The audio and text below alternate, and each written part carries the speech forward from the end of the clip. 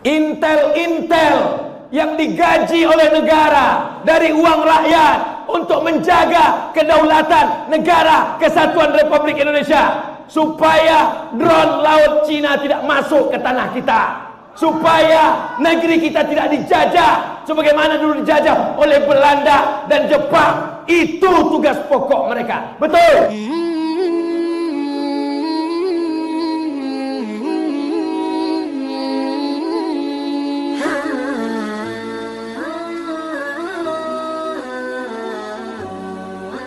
Bapak Ibu yang dimuliakan Allah Subhanahu wa taala, nanti ustadz-ustadz yang diam, yang tak mau bicara, yang hanya ngajak orang sholawat, ngajak orang tahajud, ngajak orang sholat sunat supaya orang tak sakit hati, judul ceramahnya sabar supaya diundang terus. Silakanlah kau bercakap, tapi nanti kau juga akan dihisab, dituntut di hadapan Allah Subhanahu wa taala. Abdul Somad diejek, dicaci maki. Yang mengejek mencaci maki di medsos itu namanya haters. Bahasa Inggrisnya hate, benci. Haters, pembenci. Bahasa Inggrisnya haters. Bahasa Arabnya syaitan.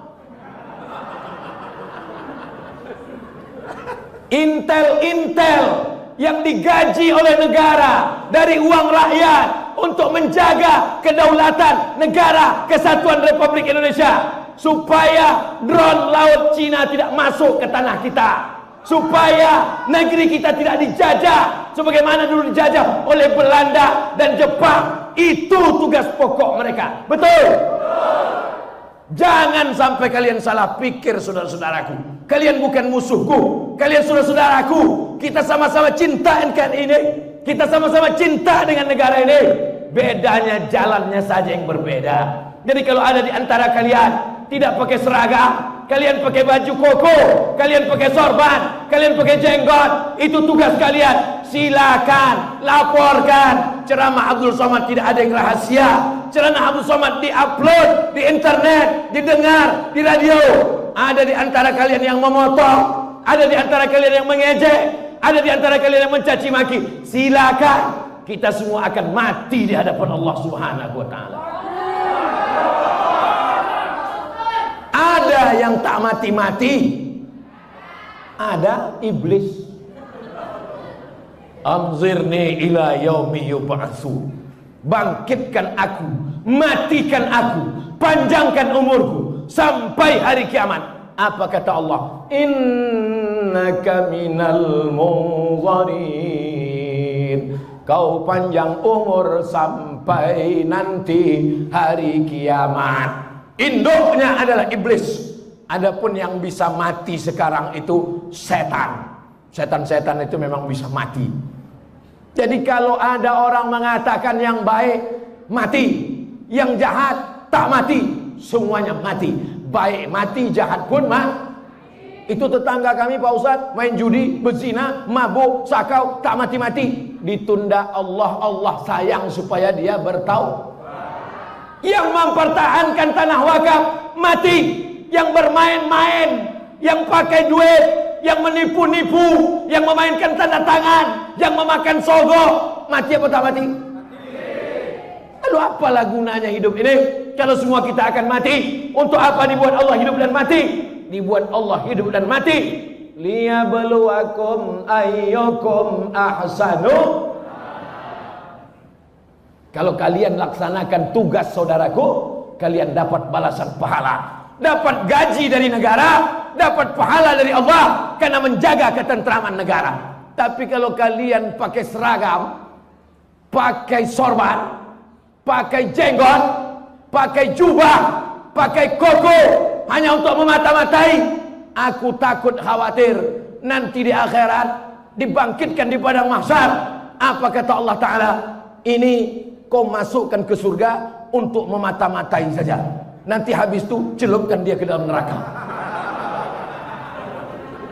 Karena niatnya di dunia juga bukan untuk beribadah lillahi ta'ala. Kita lurus-lurus saja, kita jujur-jujur saja, kita bersih-bersih saja. Karena yang akan kita bawa mati kepada Allah. Yauma la yanfa'u malun. Hari itu tak ada gunanya harta, wala banun. Hari itu tak ada gunanya anak, illa man atallah, kecuali orang yang datang menghadap Allah biqalbin, dengan hati yang bersih, dengan hati yang tulus. Apa yang dicari Abdul Somad ini sebetulnya? Kau mau cari apa Abdul Somad? Mau jadi kepala daerah kau Abdul Somad? Mau kau jadi menteri kau Abdul Somad? Tak ada cari apa-apa. Aku cuman mau mencari ketika Abdul Somad mati, orang sholat di masjid ini pahalanya mengalir ke makam Abdul Somad. Banyak.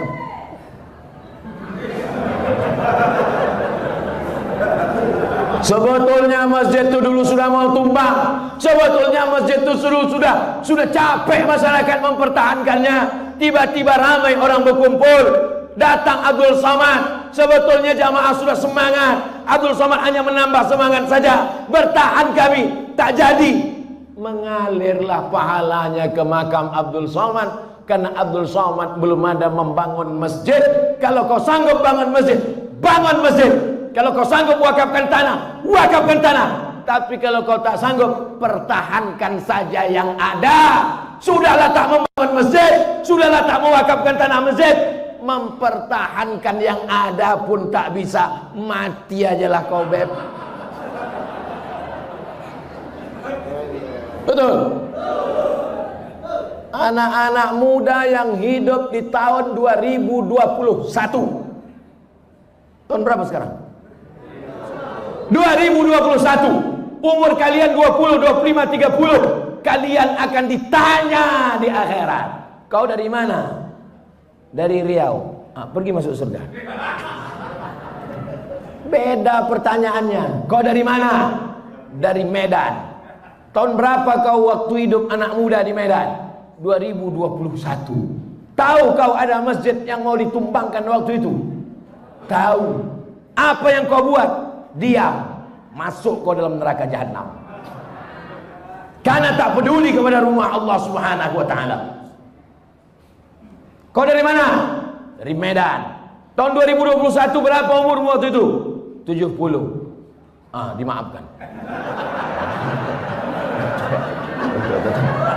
Jangankan mau berjihad mempertahankan masjid, amal silaturahim, diajak bertakbir pun tak sanggup.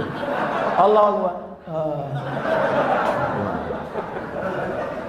Jadi yang umur-umur 70 bersyukurlah, alhamdulillah. Tapi kalian yang muda-muda, yang bersemangat, kalian akan diminta tanggung jawab di hadapan Allah Subhanahu wa taala. Masjid ini mesti direhab, dibangun 10 lantai ke atas. Setuju?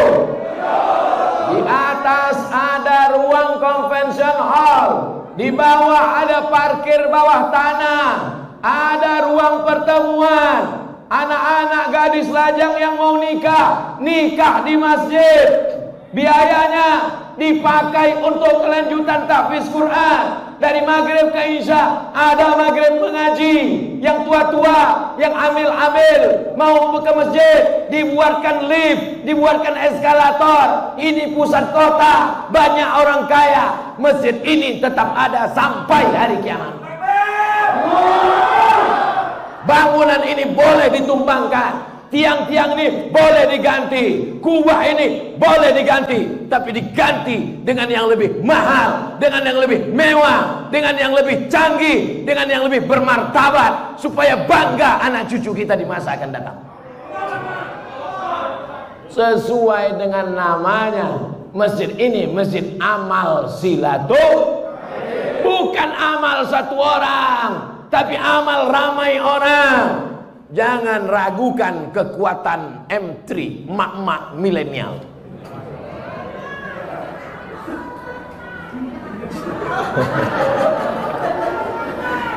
Yang paling dicari orang sekarang, kalau ada orang mau menjual rice cooker, mau memasarkan perhiasan, mau menjual mobil, yang dicarinya bapak-bapak apa mak-mak? Maka emak-emak punya kekuatan yang luar biasa. Jangan sepelekan emak-emak. Kenapa bapak-bapak jadi semangat? Itu karena ibu-ibu juga bersemangat. Betul? Bapak tuh udah letoy, udah mau mati udah. Begitu ibu tuh pulang, takbir bang, masjid mesti berdiri. Iyalah deh gitu.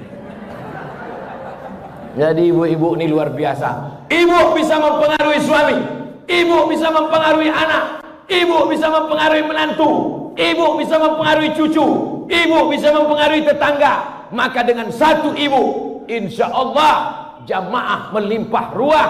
Ke depan Abdul Somad akan datang lagi ke masjid ini, bukan ceramah, tapi meresmikan masjid amal silaturahim 10 lantai.